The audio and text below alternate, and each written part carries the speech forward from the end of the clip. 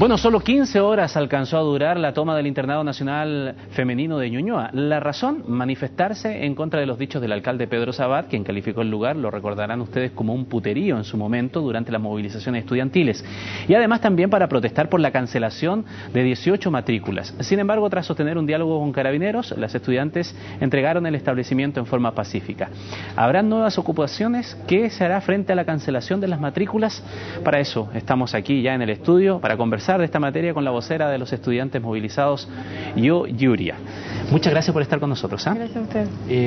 Bueno, ¿fue qué lo que ocurrió en el día de hoy? Porque uno pensó en algún instante que iba a ser una toma prolongada, o fue una manifestación, un llamado de alerta sencillamente. Sí, fue eso. La verdad es que nosotros nunca pensamos en sostener una toma prolongada como fue la anterior de 7 meses. Era eso, era un llamado de atención, era manifestarse nuevamente en contra de la criminalización, que eso es lo que estamos viendo hoy día. O sea, lo vimos con los dichos de Sabat, con la cancelación de matrícula, con las declaraciones de la directora, con las declaraciones de otras estudiantes. ¿Qué pasa con los argumentos que entrega la directora? Porque hoy día, cuando los colegas le preguntaban, ella reiteraba una y otra vez que decía que esto no era una medida de represalia por las movilizaciones. Razones principales. Hablaba de en esa condición, y segundo, responsabilidad en los destrozos del establecimiento. Bueno, yo creo que nosotros hemos aclarado ya que responsabilidad de las estudiantes que estábamos dentro de la toma hasta el final de los destrozos no tenemos. O sea, destrozos creemos nosotros que pueden ser los robos, porque otros destrozos no existían, más que el desorden, la suciedad, que bueno, yo creo que es una realidad que se vivía en todos los colegios y más en un liceo tan amplio como el internado, pero los otros destrozos que veíamos nosotros eran los robos y nosotros no tenemos responsabilidad en eso. O sea, la responsabilidad, bueno, fue a lo mejor no haber podido cuidar de mejor forma el liceo, pero era lo que estaba dentro de nuestras capacidades en realidad. Claro, porque recuerdo que el alcalde Sabat indicaba, incluso hacía una estimación, hablaba de aproximadamente 200 millones de pesos más o menos en cuanto a las pérdidas, robo, destrozo, etcétera. No, igual nosotros calificamos esa cifra como una cifra elevada y fuera la realidad, pero sí existió un robo de cerca de 30 computadores de la sala de computación que estaban en el primer pabellón, y bueno, la verdad es que nosotros no pudimos hacer nada, ni siquiera nos dimos cuenta, de hecho el mismo día, nos dimos cuenta el día después. El argumento de la directora dice además, para contrarrestar lo que ustedes señalan, que si fuese una represalia por quienes participaron en la toma, entonces la medida debiera alcanzar a 200 personas, porque eran más o menos las que estuvieron participando en la toma, pero que está focalizado solamente en 18, y eso demostraría que en realidad no es una represalia en contra de quienes estuvieron en la toma, sino que contra responsabilidades específicas. Pero lo que pasa es que la toma se realizó con un 74% de aprobación de todas las estudiantes del internado, pero la verdad es que no era esa cantidad, no era ese porcentaje el que asistía siempre a la toma. Nunca fuimos más de 50 estudiantes. Y así ese número fue disminuyendo con el desgaste, con el pasar de los días, y quedamos estas 18 estudiantes que fueron expulsadas los últimos meses. Fuimos nosotros las que sostuvimos la toma.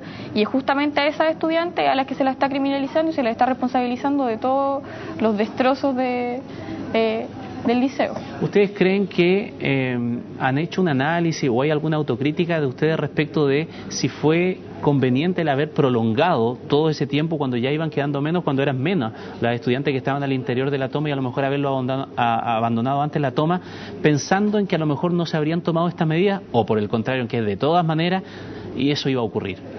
Yo creo que ahí entramos como en otro tema más de movilización estudiantil a nivel nacional. O sea, yo creo que hubo muchos factores que influyeron en el desgaste, en que todas estas estudiantes se fueran yendo, pero la verdad es que nosotros teníamos la política, partimos con la política de llegar hasta el final por la demanda de la educación gratuita, y eso fue lo que tratamos de hacer.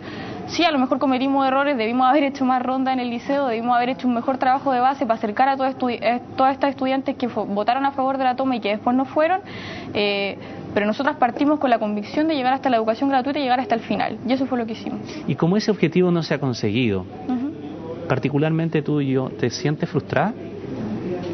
No, frustrada no, yo creo que uno puede sacar una serie de lecciones del proceso que vivimos el año pasado, y esas elecciones van a servir para el proceso que se viene ahora este año. O sea, la movilización no terminó acá, la movilización continúa hasta la educación gratuita. Yo creo que, y además de eso nos estamos cuestionando cosas mucho más de fondo, cosas mucho más profundas, o sea, cambio en el sistema completo, en todo lo que tiene que ver con educación, salud, y para mí esas son lecciones que vinieron de ahí, que sacamos nosotros al calor de la lucha, por decirlo así. ¿No crees que las medidas que se están tomando disciplinarias en tu liceo y en otros establecimientos educacionales de Santiago y del país puede provocar un efecto que el próximo año los dirigentes estudiantiles se inhiban o se cuiden un poco más, pensando que también puedan pasar por la misma suerte que están pasando ustedes? Nosotros apuntábamos a eso, creíamos que esa era la finalidad de criminalizar de esta forma a todos estos estudiantes y a todos estos dirigentes, al final descabezar la movilización que se viene este año. Pero nosotros en realidad creamos vínculos muy fuertes con todas las personas que estuvieron rodeándonos, y si no tuvimos miedo hasta ahora, no vamos a tener miedo tampoco. Yo creo que esto es un reimpulso a seguir luchando en contra de la criminalización y de la represión también. Son 18 las medidas que se han tomado allí de cancelación de matrícula en este liceo en particular. Entiendo que hay algunos que han apelado, algunas chiquillas que han apelado. ¿Hay resultados de esa apelación o no? Claro, es que fue bastante raro el tema de la apelación, porque por ejemplo a mí me llegó una carta a mi casa el día viernes 13, creo que era, la verdad es que no recuerdo muy bien la fecha. Me llegó el día viernes 13 a las 6 de la tarde y decía que se podía apelar hasta el día viernes 13 a las 2 de la tarde. Y esa es la carta de apelación que supongo yo le llegó a estas compañeras, pero la verdad es que nosotros no tenemos nada concreto ni nada material en que se diga que sí, que pueden ser reintegradas.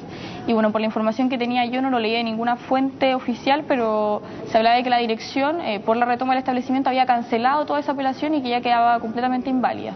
Ahora, ustedes entonces han recurrido a la justicia, a los tribunales de justicia. ¿Cómo le ha ido allí y qué esperan que pueda resolver definitivamente los tribunales de justicia en su caso en particular? Bueno, nosotros tenemos reunión con el abogado mañana, pero lo que sabemos hasta ahora es que sí, se aprobó el recurso de protección y deberíamos ser reintegrados este año, a principio del comienzo del año escolar.